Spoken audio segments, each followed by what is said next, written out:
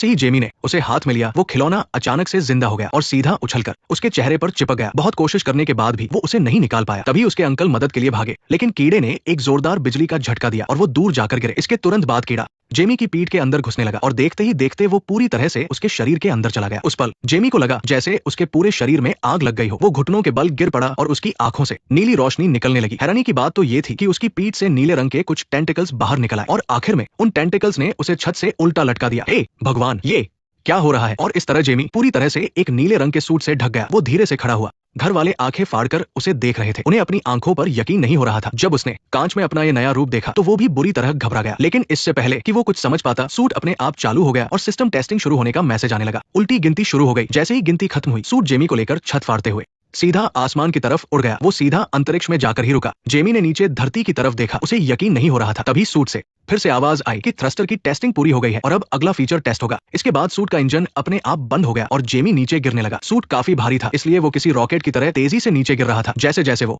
जमीन के करीब पहुंच रहा था, सूट अचानक से चालू हुआ और पानी के ठीक ऊपर आकर रुक गया। फिर से एक आवाज आई और उसने बताया कि ब्रेक की टेस्टिंग भी हो चुकी है और अब उड़ने की टेस्टिंग शुरू होगी। इसके बाद सूट पानी से सीधा जमीन की तरफ उड़ा। स्पीड कम लगने पर सूट ने अपने आप सोनिक मोड चालू कर दिया और पलक झपकते ही वो शहर पहुंच गया। इससे पता चलता है कि सूट कितनी तेजी से काम करता है। इतनी तेज स्पीड में भी वो 1 सेकंड में मुड़ सकता था। जेमी बहुत जोर से चिल्ला रहा था, जिसकी वजह से सिस्टम कंफ्यूज हो गया और वो सीधा एक स्पोर्ट्स कार पर जा गिरा। लेकिन इसमें कोई परेशानी की बात नहीं थी, क्योंकि लगे हाथ सूट के गिरने की टेस्टिंग भी पूरी हो गई थी। लेकिन